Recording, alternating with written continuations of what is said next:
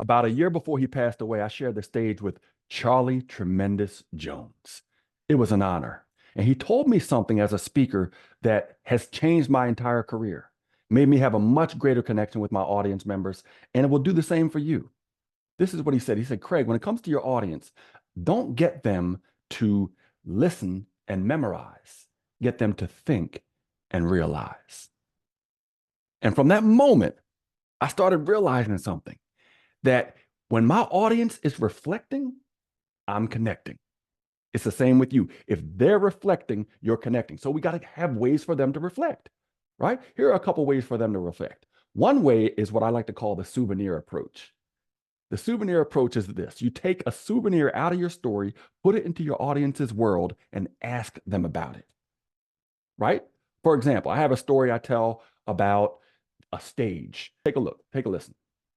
And so I read these 3 books: Creative Visualization by Shakti Gawain, Passion, Profit, and Power by Marshall Silver, The Power of the Subconscious Mind, and those led to more and more and more and more. And the reason why I was able to win the World Championship of Public Speaking out of 175,000 people in 68 countries and 25,000 contestants is because by the time I got on stage in front of 3,000 people in Chicago, Illinois at the World Championships with 5 to 7 minutes that could make or break my life and make or break my career, I had visited that place mentally so many times that by the time I got on stage, it was like deja vu.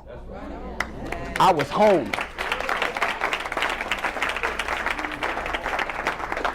Anything you want in life, you got to visualize it. You got to go there mentally first, revisit it, and by the time you get there, you'll feel like you're at home. So what do you think is an item on that story that I can take out of it, put into my audience's world, and ask them about? The stage. And then I can easily say, now what's your stage? What's your stage? What's that thing that you need to visualize over and over and over again so that you can get the mental reps and the real world reward? What's your stage? Now, keep in mind, I'm no longer talking about a stage in Chicago where I won the world championship. I'm talking about their stage, whatever stage they're on in life, whatever endeavor they have moving forward, whatever it is that they want to do and be. That's their stage. That's their arena. Are they getting those mental reps? So that's the souvenir approach. You take something physically out of your story, put it into your audience's world, and ask them about it. I have another story I tell where I'm stepping on a scale, and my daughter's on the scale with me. She's 6 months old at the time. I'm holding her in my arms. But at the end of that story and all the humor and all the fun we have, I ask my audience, what's your scale? What's your scale? What's that thing that lets you know whether you're getting better or worse at what you do? What's your scale? Remember, you master what you measure. Boom. So now, is that scale a physical scale anymore? No. It's any measurement device they have. It's anything they use to analyze or to track. It's their scale. So that's another way that you can get them reflecting. Remember, if they're reflecting, you're connecting. Need some more? Here's another way. I like to call it the question and confession. What's that? The question and confession. If you want to connect with your audience and really have them reflect at the same time, use the question and confession. It goes like this. See, I used to work for an internet company, and I wanted to go full-time into professional speaking. That was my goal. That was my dream. Raise your hand if you have a goal or raise your hand if you want to do anything in life. Me too. Now, what were the 2 most important words I just said there to connect with my audience? Me too. Me too. Guess what I've done? I've become similar to them. Remember what I always say, put the process, not the person, on a pedestal. The last thing you want to come across as a speaker is special. The first thing you want to come across is similar to your audience. So feel free to use me too, or I have as well, or likewise, so that they know you're similar to them. There's a certain stem you can use that gets a greater impact with your audience than other ones. What do I mean by stem? The beginning of a question.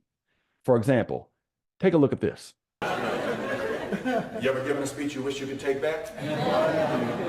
Have you ever given a speech you wish you could take back? Yeah.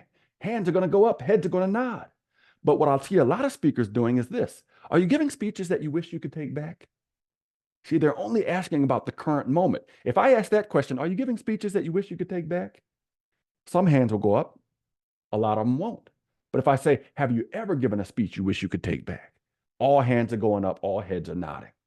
Have you ever is a very powerful start to a question. And if I was to do a request, I would do it this way. Raise your hand if you've ever given a speech you wish you could take back. All hands are going up, all heads are nodding. Because I'm asking them to go through their whole life now, not just something they're doing in the current moment.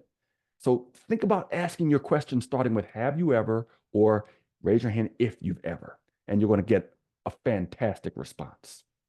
One of my favorite tools for getting my audience to reflect is to actually get them to predict what happens next in my story, right? For example, let's say I'm telling this story and see where it goes. Here's another example. When my daughter was 6 years old last year, she said to me, "Daddy, I like a bunk bed." I said, "What for? You're one person."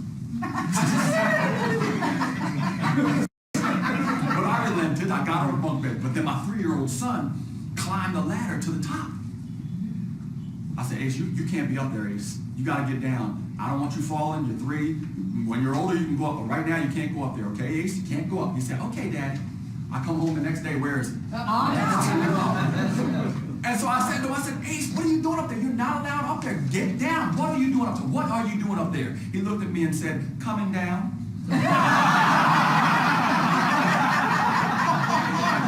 Now, did you see that?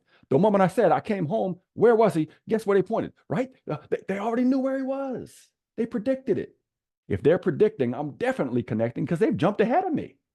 And that's a wonderful thing for your audience to do because now you know they're not only tracking with you, they're actually stepping ahead of you. So get them to predict. Here's another quick example. I went to a different dealership, same day, different salesperson, same car. Now, I gotta be honest, he must have anticipated where I was in my life at that time. You know, young and single and looking to mingle. And feel free to use that one. And he came up to me and he said, "Are you looking at that car?" I said, "Yes, sir." He said, "Ooh, you're gonna look good in that one."